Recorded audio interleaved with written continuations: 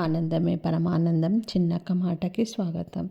ఈరోజు మనం 1/2 kg బీనీస్ని తీసుకొని ఈ విధంగా కడిగి చిన్న చిన్న పీసెస్గా కట్ చేసుకోవాలి. కట్ చేసుకొని స్టవ్ వెలిగించి కడాయి పెట్టుకొని అందులో 3 టీ స్పూన్ల ఆయిల్ వేయాలి. జీలకర్ర ఆవాలు 1 టీ స్పూన్ జీలకర్ర ఆవాలు వేసుకోవాలి. ఇవి వేగిన తర్వాత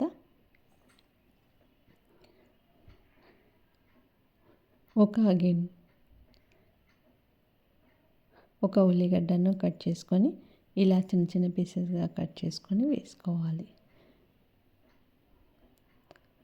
4 పచ్చిమిర్చీలను ఈ విధంగా చిన్న చిన్నగా కట్ చేసుకొని ఈ ఉల్లిగడ్డతో పాటు ఇవి కూడా వేయించుకోవాలి.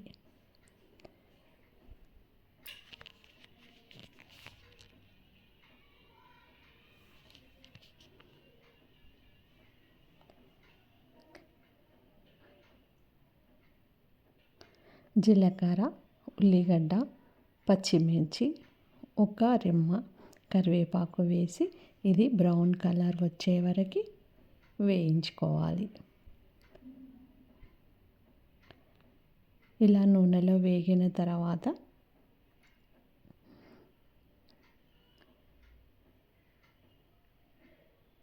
ఇది 1/2 kg బీనీస్.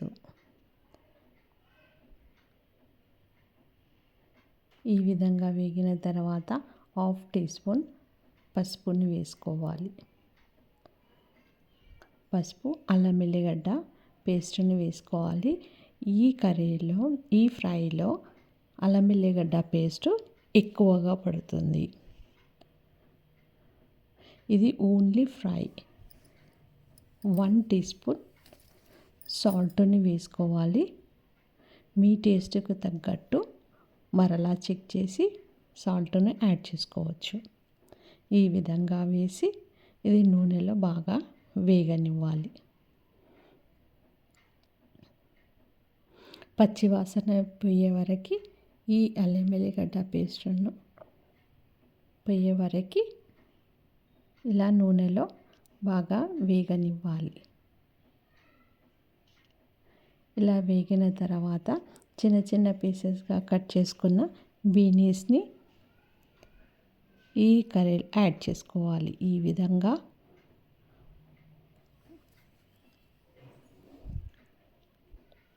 నూనెలో వేసుకోవాలి.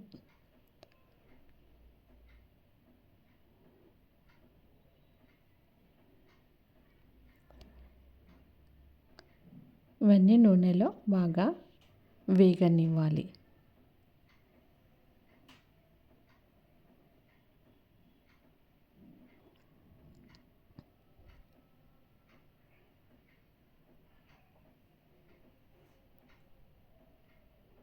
ఈ విధంగా నూనెలో మంచిగా ఈ బీనీస్ని ఈ విధంగా వేయించుకోవాలి.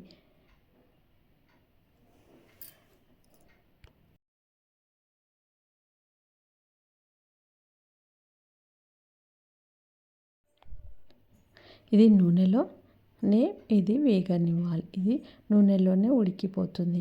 ఈ విధంగా కలుపుతూ మూత పెడుతూ ఇది ఉడికించుకోవాలి.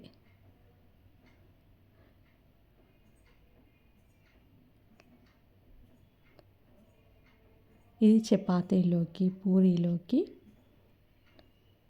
పప్పులో సైడ్ డిష్గా ఈ కర్రీ బాగుంటుంది.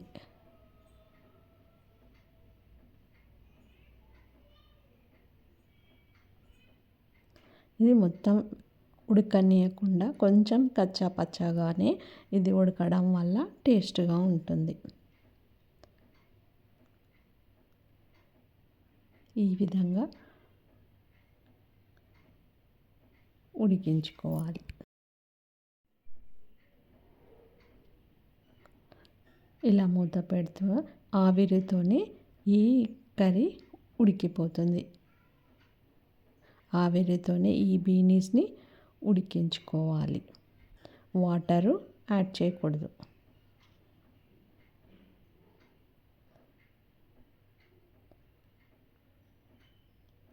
Recipe ready.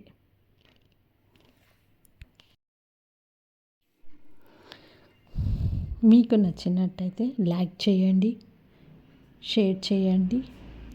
Please subscribe. Thank you for watching.